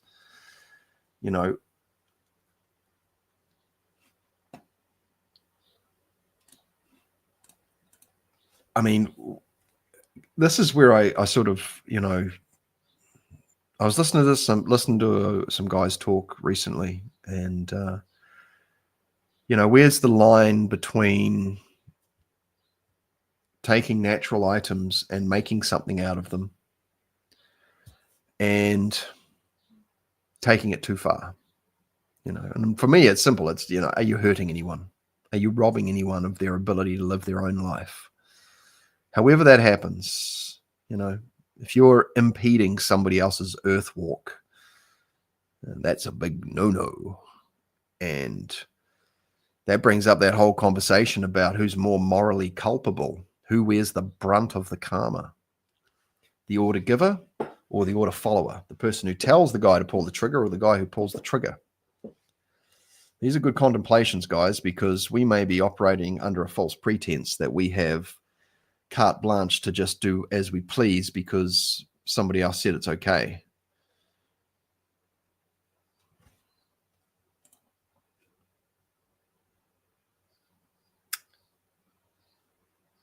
Well, I'm pretty sure it's the brownies, isn't it? Which is like an earlier stage of Girl Guides. I don't know. But yeah, I presume that's more like in sort of context of what we're talking about. It's more to do with, say, positive karma, growth, evolution of the spirit, things that we take with us once the other two bodies, the astral and the physical body, drop away. The pearls of our adventure here on the earth plane that stay with us forever. The purpose of coming here, which is to develop. So that's my best response to that. But yeah, if somebody else comes up with something, please throw it into the chat.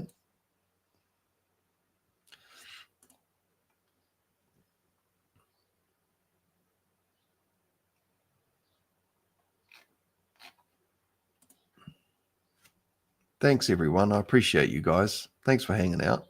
Wouldn't be as fun if the room was empty. I've got to say, too, I noticed a strange thing the other day.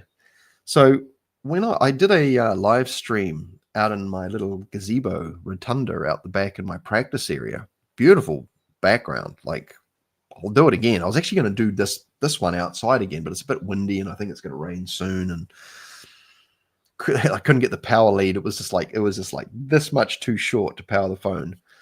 But the difference is that this last live stream I did outside, man, I got way more people show up. I had something like 30 people show up to that. And that was something to do with it because it was on a phone.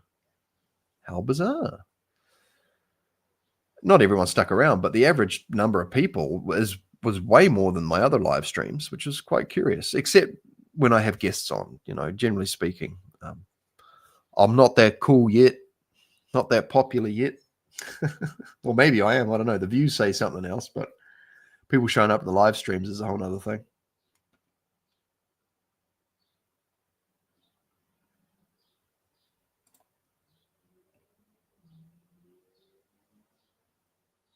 Yeah, well, that's what I thought. Yeah.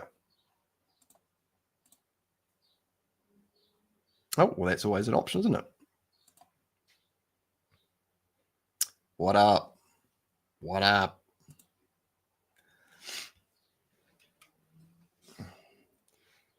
So, I think something else worth mentioning is that, as far as unpopular decisions go,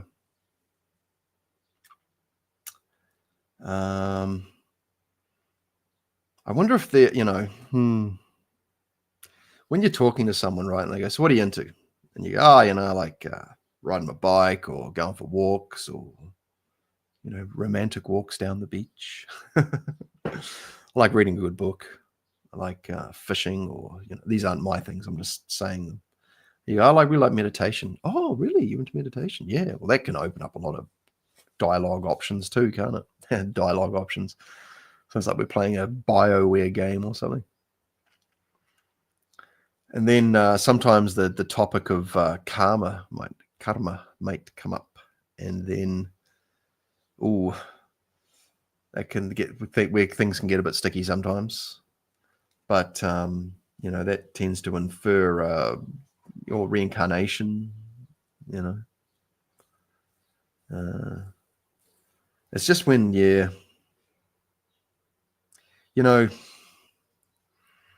I guess you just got to pick your battles, don't you? I remember a mate of mine was telling me he went out surfing and he's out waiting for the wave. And this fella pulls up next to him on the board and he goes, oh, hey, what's up? And he's like, oh, hey, man, they're having a cordial conversation. And the guy says to him, oh, so what do you do? And the guy goes, oh, I'm a Reiki teacher. And the other guy goes, oh, earth magic, devil work or something like that. And my mate's like, not really. Problem is that people are going to have those hard sort of cemented views of things, and you can't do much about that. And it's not really our place to sort of change them. It's more like, well, would you like some education from my experience? And then some people are going to say, no, I prefer my thing, I'm good.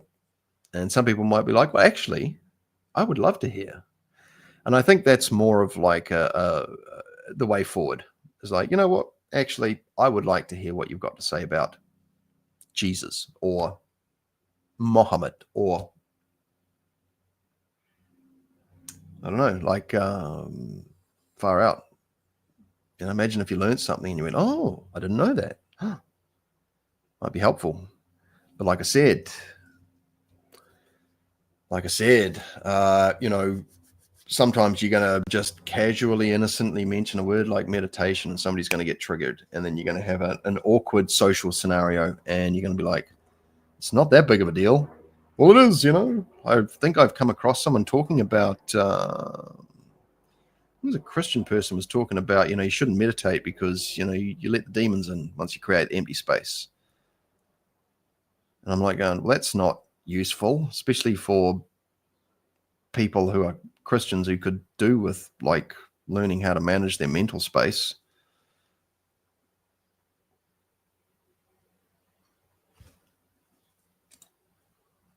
Oh, that sounds good. I like that. Soft, cool breeze. But hey, like everyone gets to choose their walk, or should be able to. And so, I think that's another good question too, if we sort of reflect on how we may be participating and contributing and towards things that are not helpful in society. It's the hard one because, case in point, years ago, one of our prime ministers here in New Zealand got up and said, so it turns out that the New Zealand Retirement Fund is being, well, he didn't say it, somebody hit him up about it, I think it was, or he was responding to a thing. So basically this New Zealand Retirement Fund, everyone sort of puts money into it, and it was being used to, it was being reinvested into a factory that was building cluster bombs. What? I mean, he got hit up about that. He was like, well, we can't be keeping our tabs on everything that goes on. And I'm like, bro, you're keeping tabs on everyone and you've even admitted it, and you want to.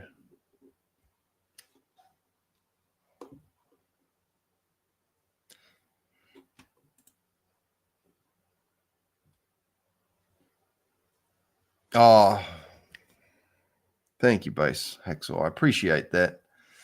Yeah, I want to make the experience for all the people that tune in to be as interesting as possible.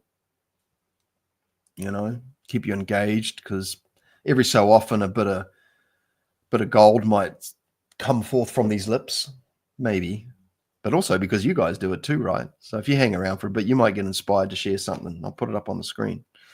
Nice stuff though, please, peeps. Keep it constructive, please. I got to say though, generally speaking, all the people that show up on these lives are all pretty good peeps. I actually feel quite blessed.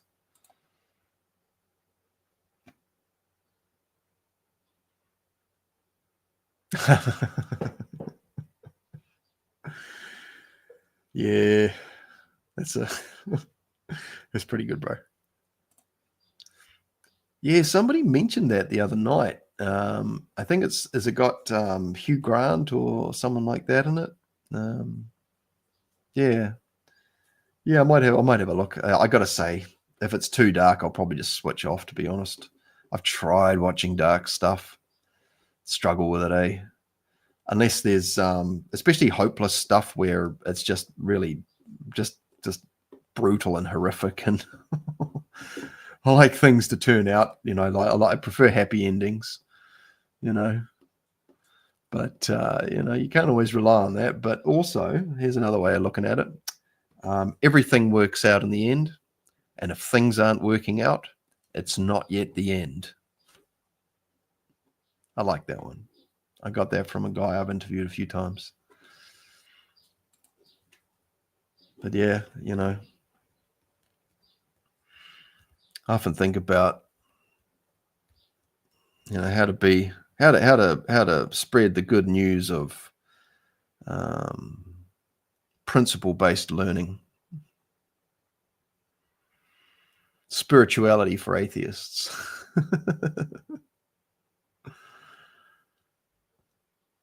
Do you even want to get involved in that? I mean, I've heard teachers talk about it, like they hold classes and they'll get people who show up who are like, oh yeah, here we go. Yeah, this is a load of crap. And the teachers who are onto it know how to deal with people like that and give them what they're looking for. And you can start off mechanical. And I think that's why this whole process is so, like the Barden Rasmus approach and 60 skills, etc., is so great, is because it's all mechanical. You do the thing, this thing leads to that thing. As long as you understand what you're doing and, and you've got a good foundation of understanding, the how and the why, you can start having pretty interesting experiences quite early on in the piece. And, but yeah, I mean, some people just don't want to know. And I remember having many conversations over the last bunch of years with people who didn't want to talk about certain things that were going on, if you know what I mean.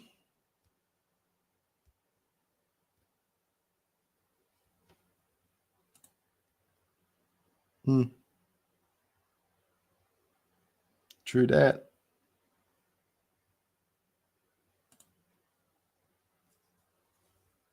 That's the one. You got it.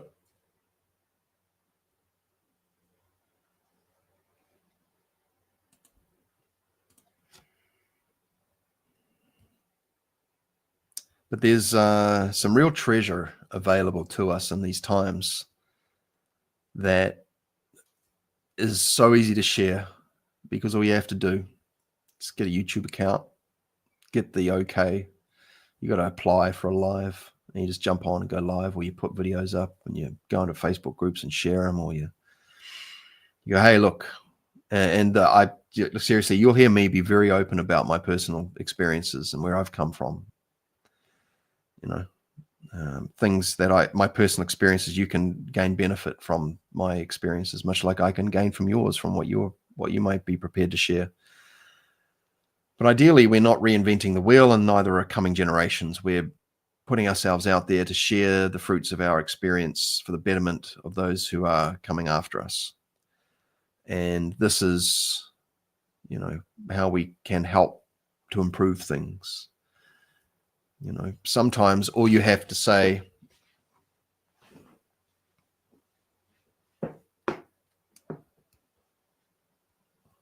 sometimes you just have to say something. And it's funny, you can hear the same thing from 3 or 4 people, and yet it doesn't hit you. But then you hear it from a particular person, and it may be the way that they say it, or the inflection of their tone, or, their presence that they bring, or they've got some music in their voice, some musicality, or they've just got this way about them, and they say pretty much the same thing, even word for word, and you go, oh, ding, and you're like, wow, okay, all right. That there is, okay, now I understand, because I've heard things said to me over the years by people who I trusted and respected and looked up to, and it just didn't sink in. And then I heard it from someone else who may not have been an inspiring person at all, but there was a sort of a context or something that was there that made me go, oh.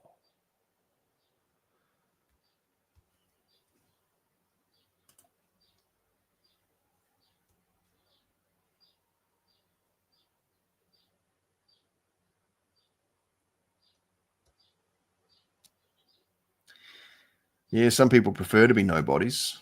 There's lots of operators running in the background who don't, they won't put themselves out front. That's perfectly fine. You can do that too, right? Yeah, I mean, if you perceive that was being prideful, fine, whatever. People can operate as they will. I've worked with many of people with various different approaches and attitudes to life, and you keep operating a certain way, you're going to get certain types of outcomes. But hiring, you know, some jobs, you know, there's, look, it just depends on how you break it down. I mean, there's plenty of unambitious people in the world. And, you know, I used to be a very ambitious person. And yet I've found a place in my life where I just, I like peacefulness and stillness. You know, I don't like loud situations and big group gatherings and things. People telling me I should go to festivals and advertise and da da da da da. And I'm like, you know, you just kind of find where your sweet spot is, I guess. But you got to push yourself a little bit too, right? Because you can get a bit comfy. And then it's when growth starts to shrink. So, yeah. All right. But anyway, guys, I'll probably sign off shortly.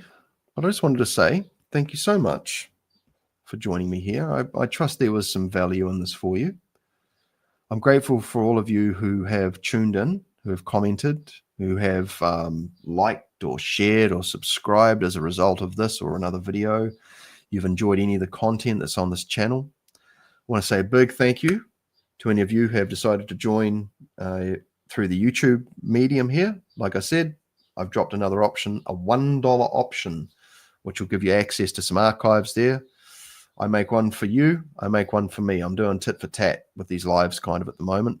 All the guest stuff will be freely available to the public, of course, unless the guest wants to do like a premium collab or something like that. But, you know, I want to get the channel to sort of support itself a little bit. And yeah, I'm going to put it back on you guys a bit too. But, you know, there'll still be plenty of stuff coming through. And these Hangouts are always pretty much free anyway, aren't they? But yeah, anyone that's joined up with Substack, thank you so much. It's good to see that number grow. And especially if you go onto Substack and start having a look around, you might find some of the best conversations you didn't know you were missing out on. There are some very intelligent speak on there.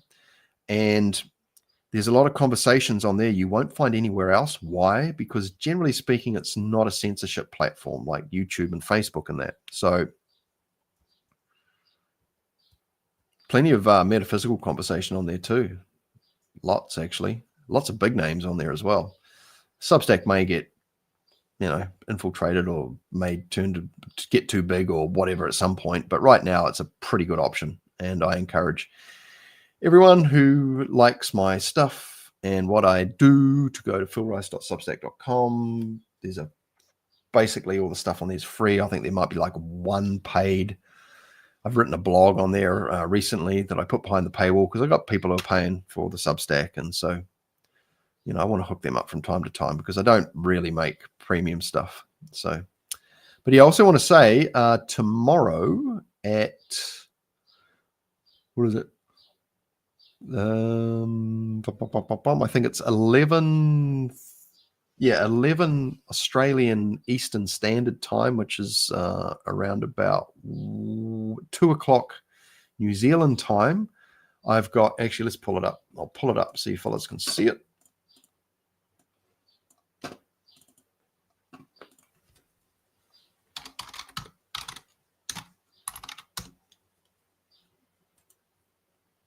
Let's do this thing where I do this thing.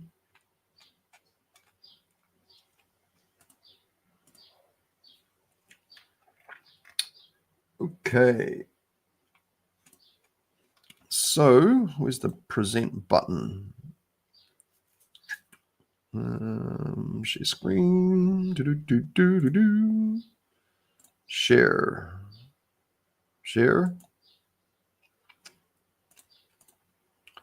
All right, here we go. So here is of course, the Phil Rice YouTube channel. And yes, look at this.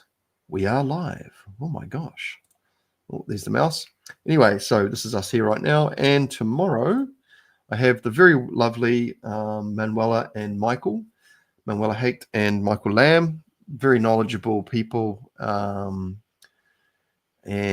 yeah, very active as well as teachers and service providers as well.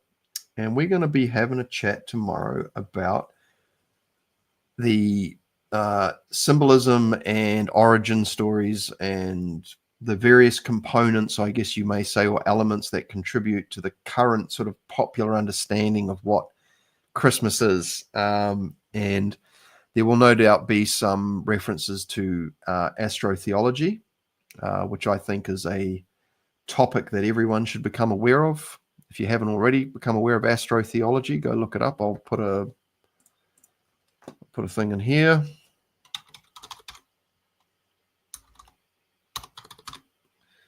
Whether you theology, that's the one, astrotheology. So yeah, that's something to check out, guys. And there's plenty of people talking about it. But yeah, you just want an overview of what that's about, and that will give you an insight into a lot of, pardon me, the stories that get passed down through the generations.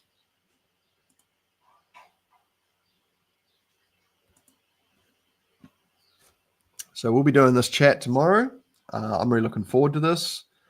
A lot of people have expressed an interest in this conversation, and we want to do something that's themed for the season, right? And I found this pagany Yule type wreath with the pentagram in it. I thought that's perfect.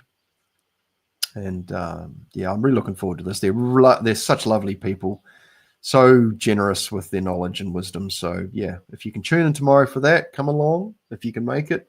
It'll be a little bit nicer part of the day than where we are right now. It's probably a bit later for a lot of you, especially if you're in the States.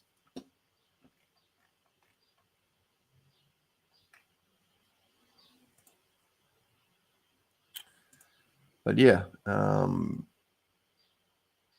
did that come up? Did it? Did my thing come up? That's funny. So yeah. Cool. All right, guys.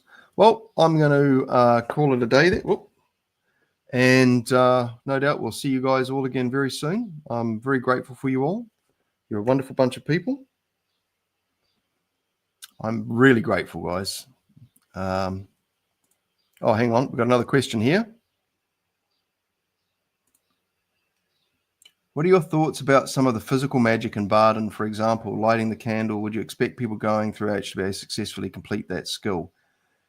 I haven't sat down and put a lot of time into that. I've looked at a lot of that stuff and gone, what would be the benefit of doing that? I am aware there's one guy you can check out, Grandmaster Wolf. He's on YouTube, Grandmaster Wolf, WOLF, and he's got a lot of demonstrations of metaphysical capability that many people would find to be very impressive. But yeah, you know, if you spend the time doing it, then yeah, these things just take time. Some people are going to have natural ability with it. Some of you are going to have a natural proclivity towards certain elemental capabilities over others. And so, you know, some of you might be able to do it straight off the bat. Some of you might take a bit longer. But yeah, something that got mentioned to me that I found to be quite useful, and I find that there's some resonance and truth with, is that, you know, as you go through initiation into Hermetics, you certain skills that align with your life path are going to be the ones that tend to emerge first, you know, and it's going to depend on what kind of approach you take with the training too. If you're taking that holographic one, then you probably find you'll get some things will pop up. If you're taking the linear approach, where you're doing it sequentially, like the book says, certain things may pop up, but they'll pop up when you work on them. And there's also things that really can't be verbally articulated as well. So, sorry, Phil, no real thing on that. You know, okay, but you know, maybe if you do the 100 hours on it, I don't know, but you're going to have to nail down that fire element pretty well. And I think, you know, I think on that one it's also the air element too. So yeah. Oh, g'day, Will. Great to see you, man. Thank you, Will. Will's one of the channel members. I appreciate you, Will. Thank you for your membership. I'm very grateful for that. What time is going to be tomorrow at, I think it's 11 a.m. Aussie time. So it'll be 1 o'clock New Zealand time. No, 2 o'clock, 2 p.m. tomorrow. So 2 p.m. Saturday, brother.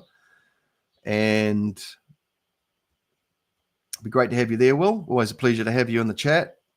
And yeah, I'm very grateful for you. You're a brother who lives down the road too. So that's pretty fun, Nice to connect with other people from New Zealand, from our wonderful block of dirt. But yeah. Yeah, no worries, Phil. I'm just being honest, my brother. I think I recall Martin Folks actually commenting on that and saying he's aware of people that can, but it takes a lot of work to develop it. But yeah, you never know. You might have a natural sort of talent for it, if you're a fiery person,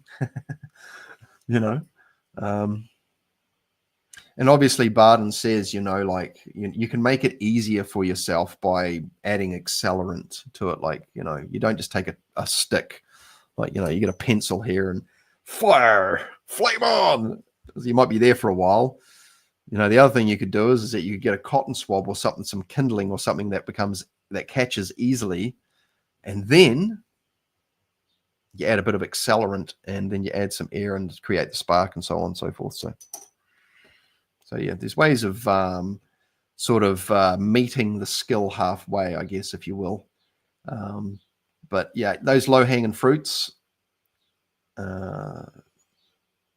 find them because they will compound your success. They will build your confidence and your conviction in your practice and the reality of not you, that one.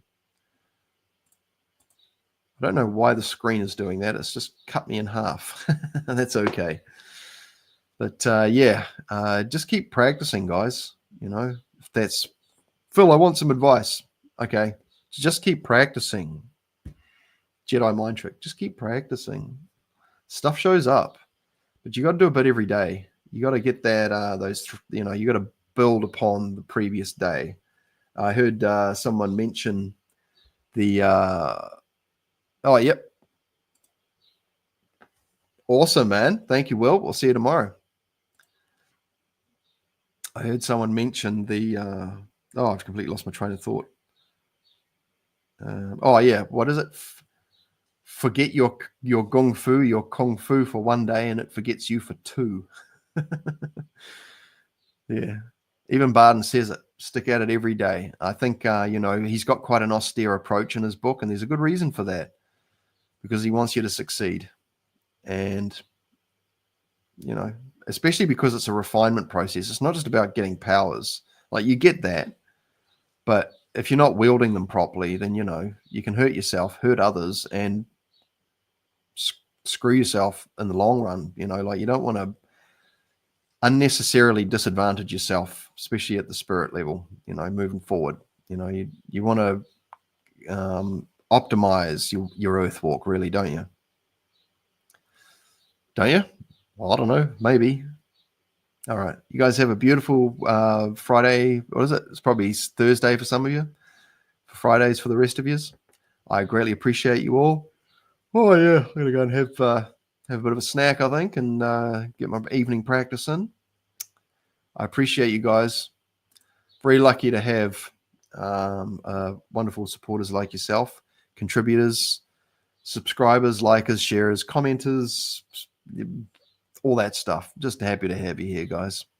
I'll see you all again very soon. Stay well.